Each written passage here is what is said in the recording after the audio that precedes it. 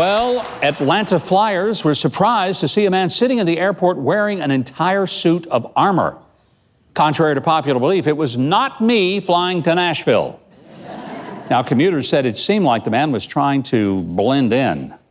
But how could he? I mean, the man stood out like a night light. Let's try that again. The man stood out like a preacher in a nightclub. Hey, the man stood out like Sir Lancelot dressed in a nightgown. Well, a suit of armor isn't the only strange thing recently discovered by airport security. Over in the UK, across the pond, security staff found a cat inside a traveler's bag, thinking the hidden animal had been put there unclawfully. The owners were asked if they knew there was a cat in one of the carry-ons. The couple said they were totally shocked to find out that their cat had climbed in their bags while they were packing and hadn't made a peep. Well, fortunately for them, the cat was feline fine when released from the bag. And now a story that gives new meaning to the term raiding the refrigerator, and I can barely tell it. Because Damon Budtram of Longwood, Florida, was doing some repair jobs upstairs on a Sunday afternoon and left the garage door open. His wife, Pamela, heard a noise in the garage, so she went out to investigate. Of course she did. And she caught this video of a huge bear that had opened their freezer and was gorging himself on sausages and Cool Whip. I mean, if I'm going to break into a freezer, that's exactly what I want, is sausages and Cool Whip. Now, the bear finally waddled off after finding no Tums or Rolaids in the garage. Governor? Yeah, Keith? Yeah, did you happen to notice the animal was barefooted? And since this happened in Florida, does that mean he's a solar bear? Hey, Keith?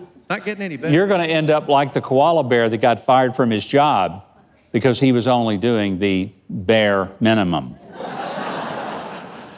Well, I'm sure you all know the song Mississippi Squirrel Revival about the squirrel that went berserk in the first self-righteous church and scared a lot of hypocrites into coming to Jesus. Well, Ray Stevens can now say it's a true story. The Vestavia Hills United Methodist Church in Alabama posted a video on YouTube of Pastor Bill Brunson preaching when suddenly screams erupted. Brunson said a squirrel had gotten in the church and was running wild in the balcony. Fortunately, it wasn't a Baptist church, so all the leaping around was not mistaken for dancing. By the way, some people try to corral the squirrel with the collection plate, but any pastor will tell you those are hard to fill. Now, my theory is that the squirrel came to church because it heard that that week's sermon was on Song of Solomon, chapter 6, verse 11. It says, "I went down into the grove of nut trees." It actually says that, yes. Now, that probably seems a little nuts, but that's most likely what the squirrel was looking for anyway. Well, we've all battled pesky bugs trying to mess up our picnic or peaceful home, and, well, sometimes a can of Raid or Bug Zapper, it just doesn't get the job done. But how many of you pulled out explosives to win the bug battle? Well, one man down in Brazil chose the nuclear option in his backyard to finish off what was bugging him. Mr. Cesar Schmitz said his wife was complaining about roaches overrunning her garden. She was scared of them, and she asked her husband to wipe out their underground nest. Well, wanting to honor his love and quell her fears, this good husband grabbed his gasoline can, poured gas down a hole quite liberally, and started dropping lit matches down the hole. He had no luck at first, and then suddenly, yes. That's a new way to plow up your lawn right there. Instead of saying, "Hey kids, get off my lawn," just blow the thing up. They'll get off. Well, despite the big blast and near heart attack, Schmitz didn't kill all of the bugs because cockroaches are like the Chuck Norris of the insect world. Nothing can stop them. Governor, yeah, I know you get tired of hearing about my relatives, but that story reminds me of my Uncle Boris and the extreme measures he takes to stop mosquitoes. Well, I mean, what does he do that's so extreme, Keith? You'll want to know this. You see, every summer, Uncle Boris only goes outdoors if he's wearing a live frog on his head. Now, the neighbors make fun of him, but he hasn't been bitten by a mosquito in years. I'm sure he hadn't. But I don't know that the frog has a thing to do with it. I think they just are smarter than he was. Could be, I don't know. Keith, unfortunately, your Uncle Boris made me think of the entomologist who crossed a centipede with a parrot just because he needed a new walkie-talkie. Okay, here's the story of love found, love lost, and love found yet again for a teenage girl. But this one has a Walking Dead twist to it.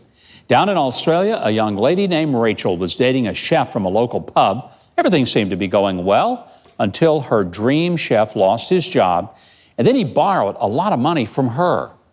He then chose to break up with Rachel, and he refused to pay back the money, going totally radio silent on her.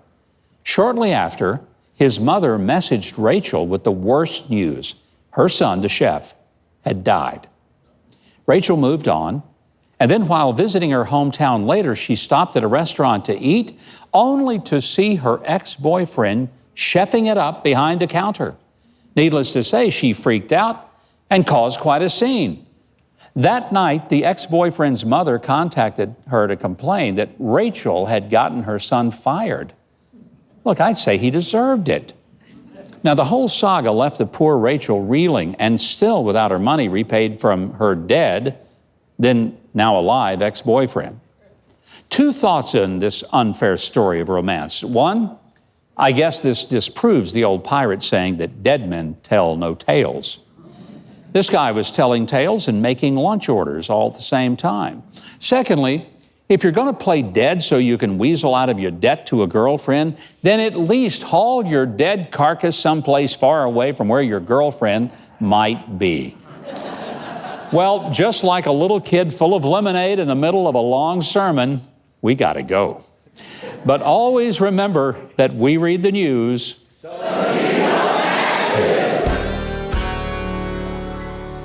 Now, if you want more videos like that one, hit the subscribe button below and the notification bell right next to it. And if you leave a comment, positive or negative, I'll be sure that my dog Toby sees it and responds to you in kind.